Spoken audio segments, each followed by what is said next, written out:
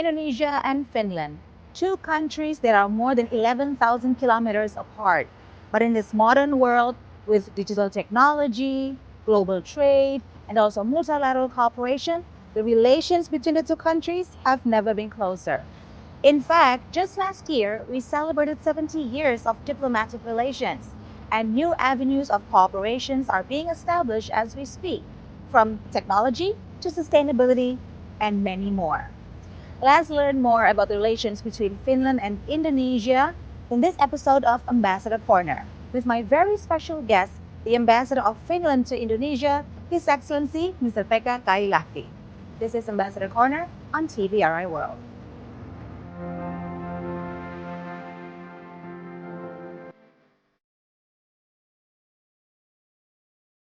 Finland, officially known as the Republic of Finland, is a Nordic country located in the northern Europe. It shares borders with Sweden to the west, Norway to the north, and Russia to the east, while the Baltic Sea lies to its south. With a population of approximately 5.6 million people, Finland is known for its high standard of living, strong education system, pristine natural environment, and progressive social policies. Finland has a highly developed and diverse economy. Key sectors include information technology, electronics, forestry, metal industries, and clean energy. Home to global brands like Nokia and is a leader in education and social welfare. Finland ranks high globally in competitiveness, transparency, and quality of life. Finns value equality, simplicity, and nature. From the traditional sauna to world-class design and music, Finnish culture blends modern creativity with deep-rooted traditions.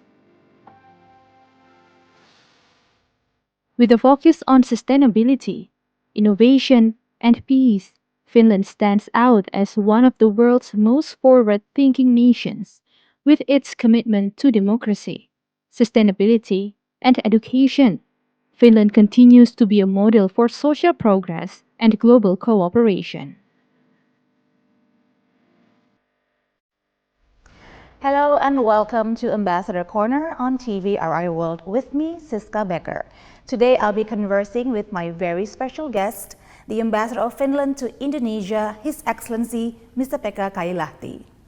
Good day, Mr. Ambassador. Good day, good day. Thank you for having me in your program. No, it's me who's supposed to say thank you, Mr. Ambassador. Thank you so much for sharing with us your precious time and for so warmly receiving us in this beautiful residence of yours. So thank you for that. My pleasure. Now, I'm very excited to learn more about the relationship between Indonesia and Finland. Now, if we talk about the connection between our countries, the first thing that might spring to mind is the actual distance that we have between our countries, which is more than 11,000 kilometers. But now we're living in a modern world, digital technology, a global trade, and international cooperation. Please let us know, how is the current condition right now in 2025? Well, you almost took the words out of my mouth. I was about to start with the fact that there is 11,000 kilometers between us. But that can be deceiving. We still have companies here that have been in Indonesia since 1970s. And probably one of the reasons is the fact that despite the physical distance, we share a lot of common things you might not even imagine. I give you one example. Forests. I don't have to explain to you that Indonesia is a forest giant, but we also, still today, 75% of our territory is covered by forests. And ever since the start, even before industrialization, forests were one of the backbones of our economy. And today, in today's world, out of the 5 biggest global forestry companies, 3 come from Finland. So there is, it's quite natural that we have cooperation, right?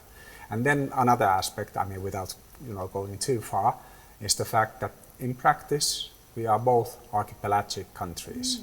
Okay. We have 55,000 islands.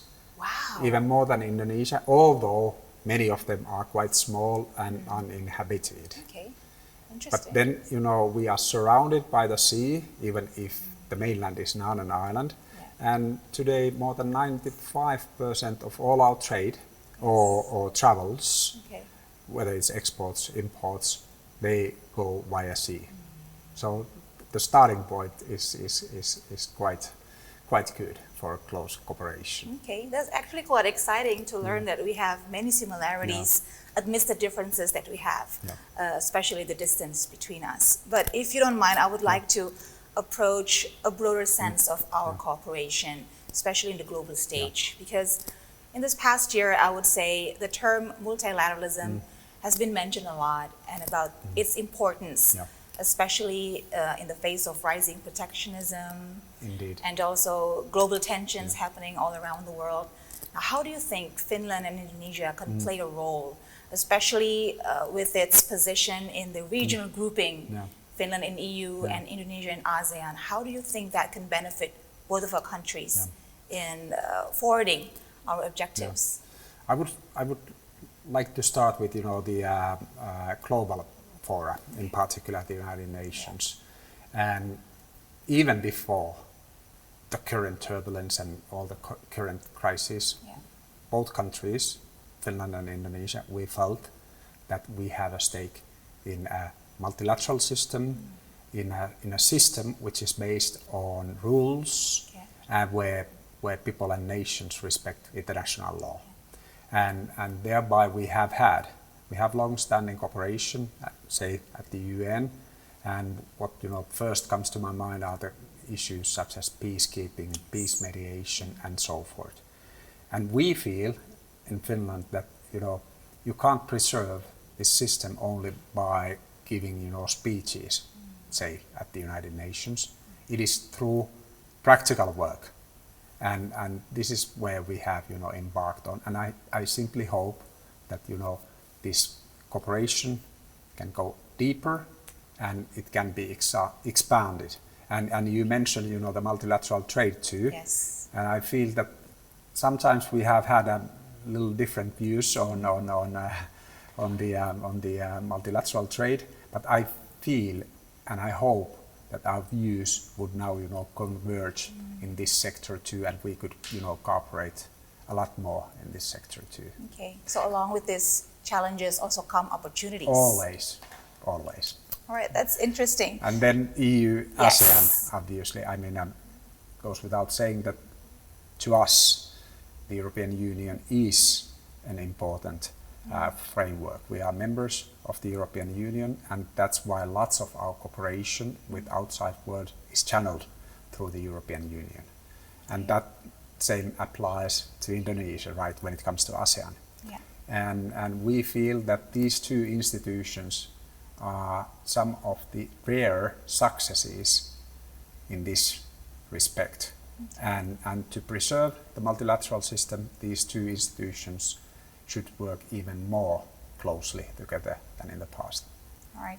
I think it can be safely concluded that when it comes to global movements between countries, change is inevitable. It is. And Indonesia, we just had quite a big change. We had just have a new government and a new president. So I would love to converse with you more about the relationship now between Indonesia and Finland, now that we have a new president. And what is the most interesting aspect, perhaps, with the cooperation between Indonesia and Finland, is that one of the biggest campaign projects of President Prabowo using during his campaigning was the makanan bergizi gratis, the free nutritious meal. Now, what I found most fascinating when I read up before our interview is where I learned that Finland was actually one of the first country, if not the first country ever, the first one in 1948 to first conduct a nutritious meal program for the school students. Please tell us more about this, and how do you think that would help Indonesia now that we are just starting this ambitious program? What insights can you share with our government? First, a few words on our system. Yeah. It was indeed established back in 1947, 2 years after the Second World War. Okay. And my country, you have to believe me, it was quite poor at the time. It was quite devastated But Okay. despite these, challenges, and in particular when it comes to state budget, Yeah. the government decided that we need to have this system for two reasons. Okay.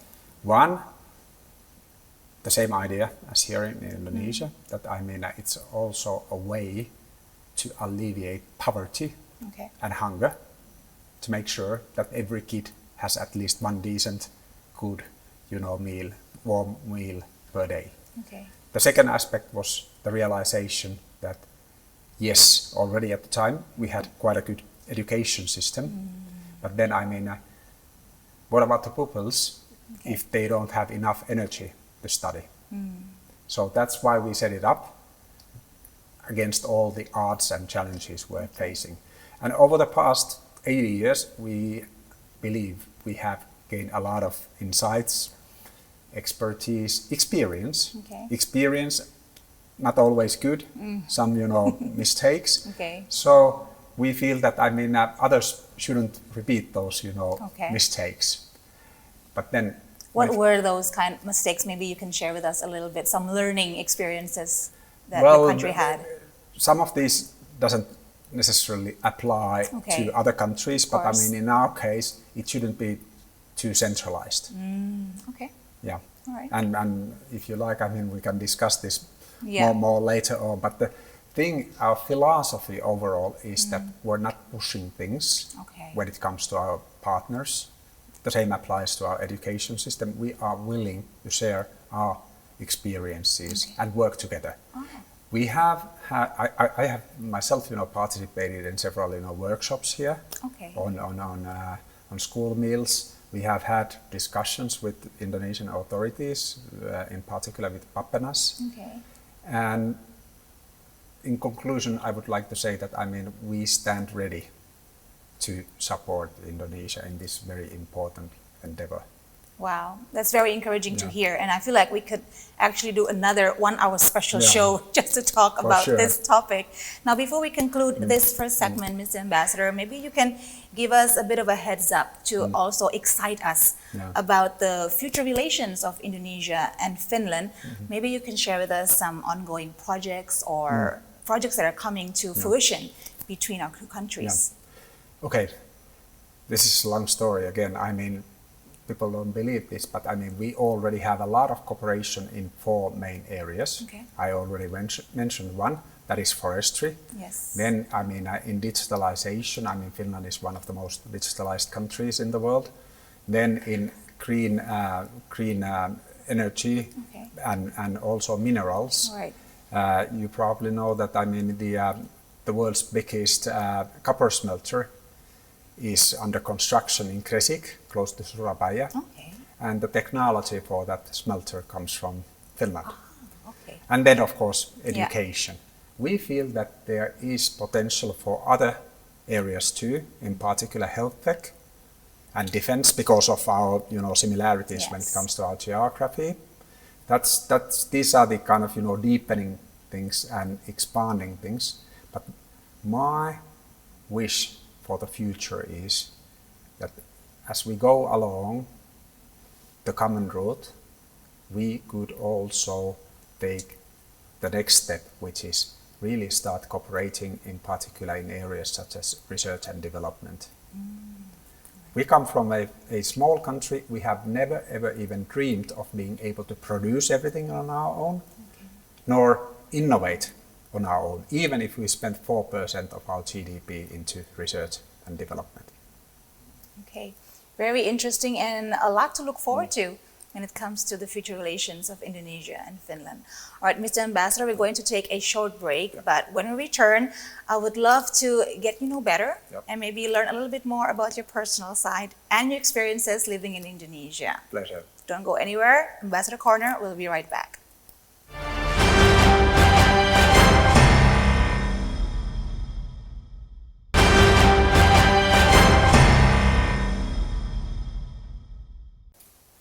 Welcome back to Ambassador Corner. Still with me, Siska Becker, and my guest, the Ambassador of Finland to Indonesia, His Excellency Mr. Pekka Kailahti. Mr. Ambassador, as we promised our viewers, now we're going to learn so much more about you, about your background, your career, and your experiences living in Indonesia. Now, I understand that you started your diplomatic career in 1999 when you first joined the Foreign Ministry in Finland. Yep. And since then, you've been posted in many areas in the world, in Mexico, in Brazil, for NATO, before you finally came here to Indonesia. But we've also learned that you've always had this certain fascination with Southeast Asia and also with Indonesia. Can you please tell us more about that? Thank you. That's right. I mean, in fact, I started back in 1996 as a non-permanent civil servant, and then as a permanent civil servant since 1999. Yes, I mean, I studied, I mean, in Finland, to be a civil servant, you have to have a master's degree. Yes. I studied political science and economics, and then as a minor in another faculty, faculty for East Asian and Southeast Asian studies, I studied in particular Southeast Asia, and I did my master's thesis on ASEAN cooperation already, you know, in the 1990s. Okay. I traveled, first time I traveled over to Indonesia was a couple of years before Reformasi, when I was preparing my master's thesis. I had a grant from my university to conduct some research here. You came to Jakarta? Yes. Oh, okay. I had, you know, I had meetings, interviews at Kemlu, ASEAN Secretariat, which is close by, the CSIS, and so forth. Ever since I have wanted to get a posting here, and I finally succeeded. Wow, so long history. Yeah. It's like circling back Yeah. to how you started and your fascination with the region. Now, compared to what you learned about Indonesia back then in the 1990s, compared to now Indonesia in the 2020s, what do you think is the biggest and most stark differences that Indonesia has as its potential to grow bigger? Well, of course, the first thing here is that, I mean, the first time I came here, it was before Reformasi. Yeah.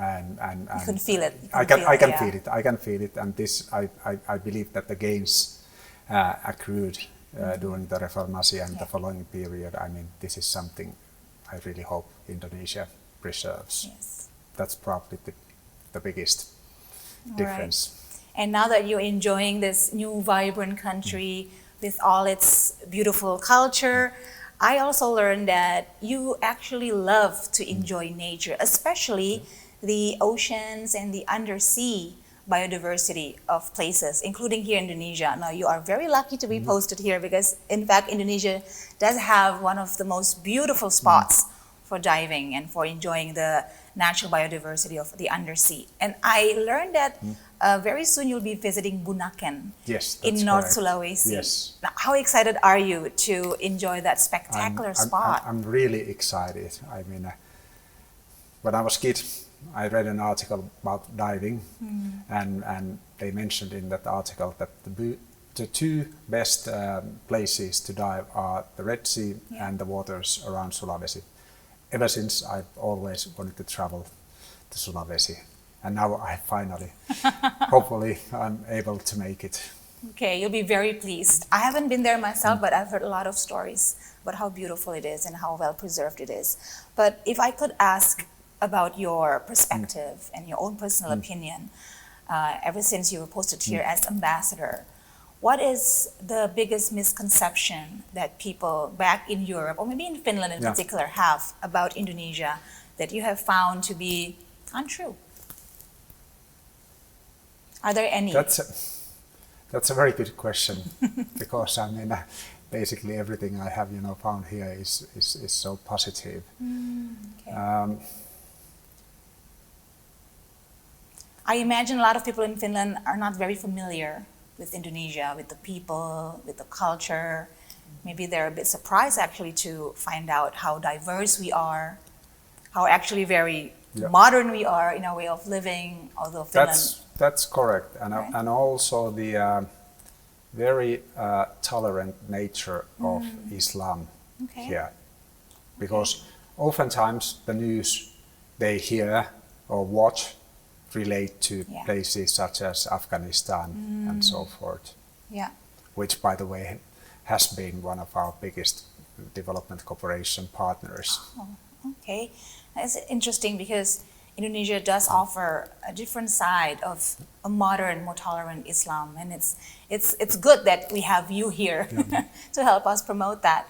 And That's true. we also learned that you also have a family back in Finland, and if you don't mind me asking also about Sure. your partner, your spouse, who's also a career diplomat. That's correct. So has she ever visited Indonesia and She enjoyed has this some country several with you? times, Okay. several occasions. I mean, you're right. I mean, my kids, I have 4 kids. They are all in Europe, studying or working there. Okay. And my spouse is posted as our consul general in Shanghai. So Wow, very international family. most often she has traveled and Okay. insisted on traveling to Right. Indonesia Okay. because she wants to see all of these places, including Sulawesi next week. Exciting. I have only visited her a couple of times in Shanghai, usually, on occasions when she really didn't have any time to come over here. Okay.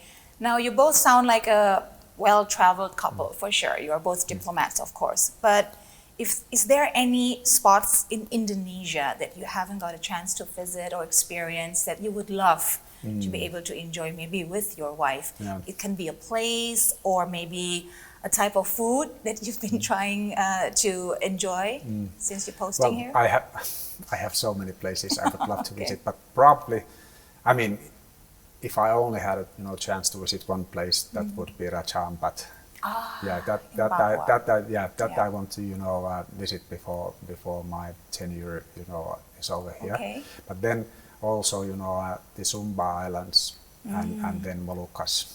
Okay, so But the let's- eastern part yes. of Indonesia. Yes. What's the reason with Because your I've fascination? already been to the western parts. I just a couple of weeks back visited Aceh.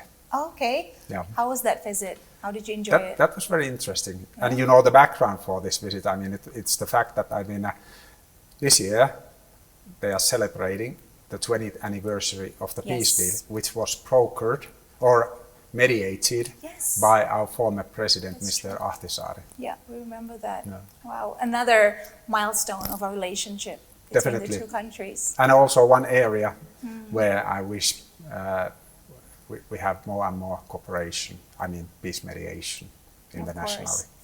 Mr. Ambassador, it's been fascinating to learn about your perspective on Indonesian culture and your experience living in Indonesia. But in our next segment, I would love to learn more actually about Finnish culture. So please bear with me. We're going to take another short break, but we'll be right back to talk more about Finnish culture. Sure. We'll Thank be you. right back right here on Ambassador Corner.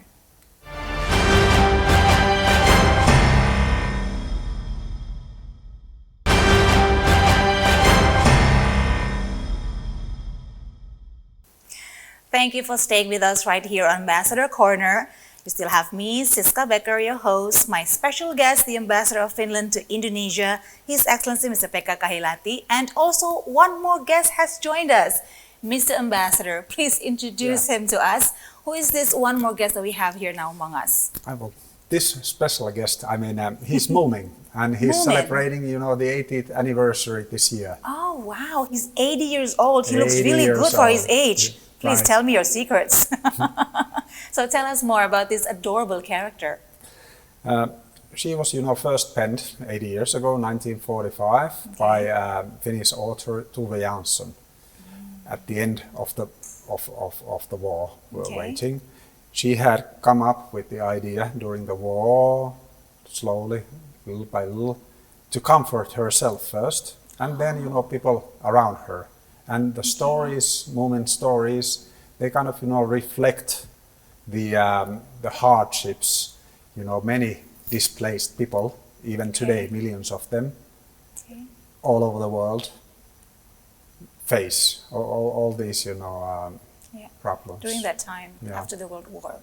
That is actually such a heartwarming story to know that from such dire situation, something so beautiful and warm can come out of it.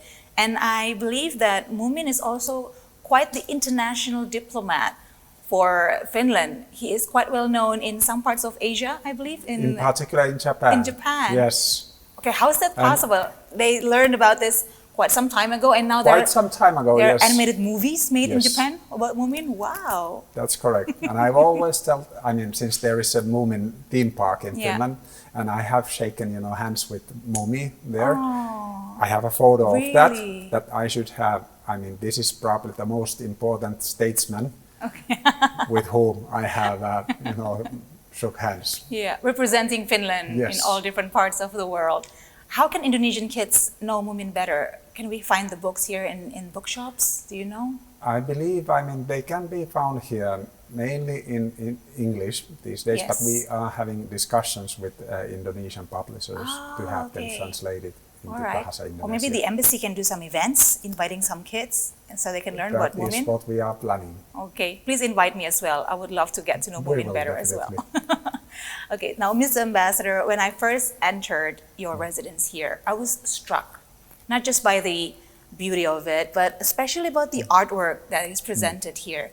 Now, I understand that all of the artworks that you have here are done by Finnish artists.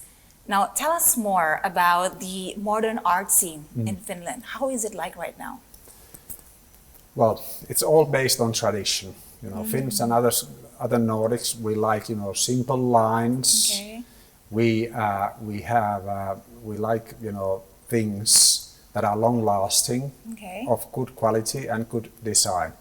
My late grandmother always told me that, Pekka, poor people can't afford to buy cheap things. Okay. You have to buy more expensive so that they would last Yeah. from one generation Okay, to another. very wise. Wise words.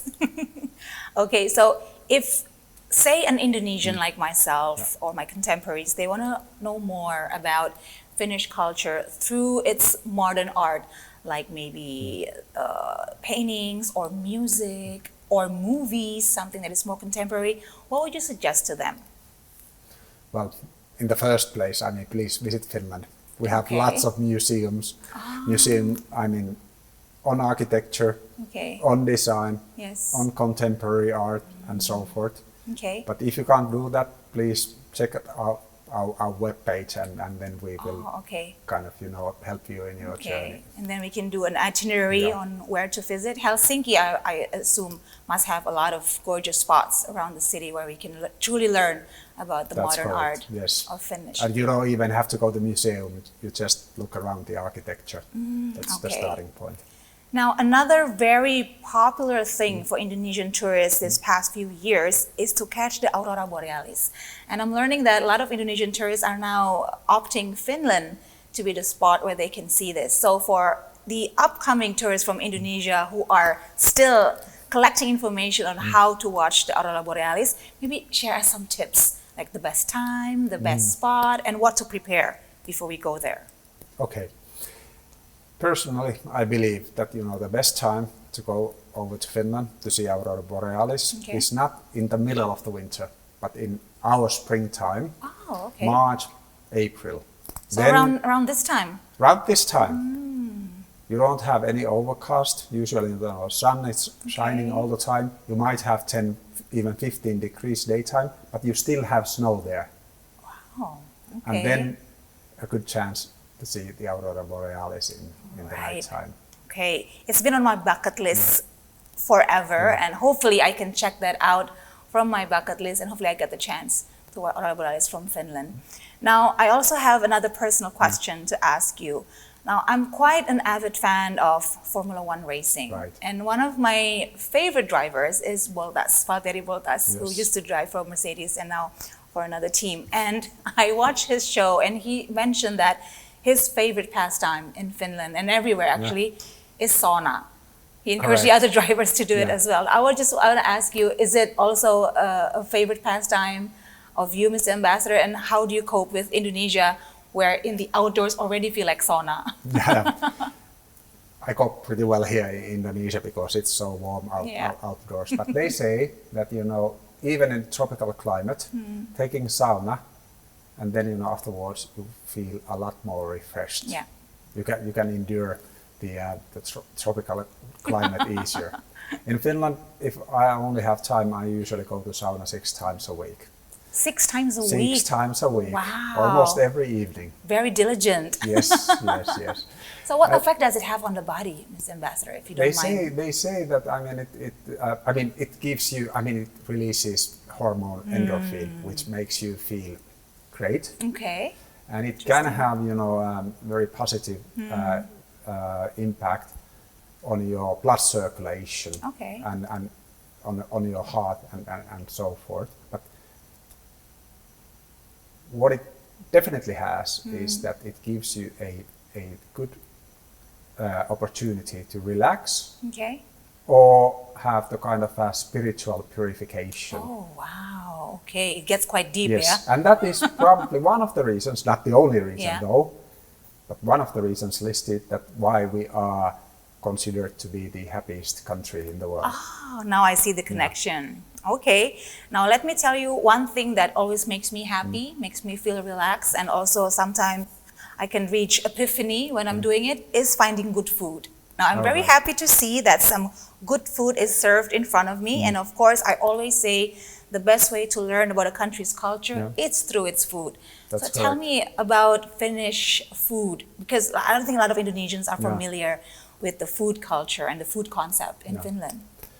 Well, the starting point here is that it's part of the Nordic cuisine, Okay. and since we have so many lakes, a sea around us, we eat a lot of fish. Okay. Oftentimes very simple things. Now these dishes here, they represent the other direction from which we have had exchanges and influences, Okay. and that's Russia. So these are the okay. Karelian pies. Comes from, by definition, eastern parts of Finland, Karelia, that was Okay. lost to Soviet Union during the war.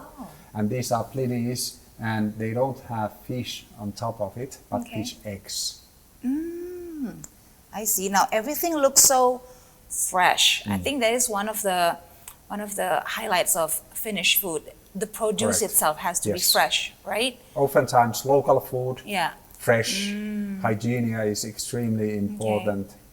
And then, of course, more and more, new innovations. Okay. I think that it's more reason for Indonesians to come to Finland themselves to experience the food culture, because if I'm not mistaken, I don't think we have any Finnish food restaurant here in We Jakarta. don't, unfortunately. But can we find Finnish produce, like in supermarkets? Is that also like an area of cooperation between our countries to enjoy each other's produce? We import a lot of food stuff, Okay. and Not enough of spices, us. spices and so forth. Okay. We don't export that much over to Indonesia, but you might encounter Finnish oat drinks Okay. in supermarkets. Oh, okay. Hopefully, now that we have you as ambassador of Finland, Indonesia, you can do something about the trade imbalance, so you can enjoy more of Finnish produce in Indonesia. Because I am now very much looking forward to enjoying this food that we have here. But before that, maybe you can share with us a few words once again on your hopes and wishes about the relationship between Indonesia and Finland, and also about the remaining of your stay here in Jakarta as ambassador. What are the goals that you have to further strengthening the ties between our countries? First of all, I want to expand and deepen the areas where we have already cooperation. And then I reiterate what I said previously. I would love us to take the next step so that we start to innovate things together. And that it's not only between research institutes and companies, but also we are welcoming Indonesian students to come over to Finland to study, in particular in areas where we feel that we have an edge. Say, not only forestry or digitalization, but also related fields such as AI or quantum computing and even space technologies. The American NASA is using a lot of Finnish gear in their Fascinating. satellites and gear they have sent over to Mars and Moon. So now, as we speak, there's some Finnish technology Correct. is now exploring the space. Oh, wow. I think a lot of Indonesian students are very excited to hear that, Mr. Ambassador. Thank you so much for sharing Thank you that. so much. And if they want to know more about any possible of collaboration and cooperation, and to make the most of the programs that is provided by the embassy, they can reach the embassy on Instagram and on the website, right? Yeah, in particular on the Instagram. Okay, great. Thank you so much, Mr. Ambassador, for My sharing with pleasure. us so much of your time and also your insights. And now I would love to end our conversation on a very delicious note by trying out the food in front of me. So once again, tell me in particular, what is this pancake made of? It's a very simple pancake, even less ingredients than regular pancakes, because Okay. it is not supposed to taste a lot.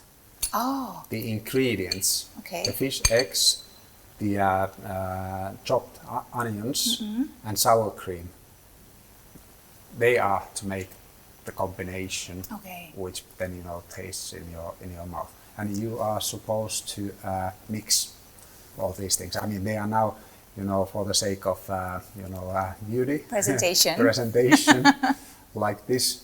And then I always Oh, you're mix. supposed to mix them together.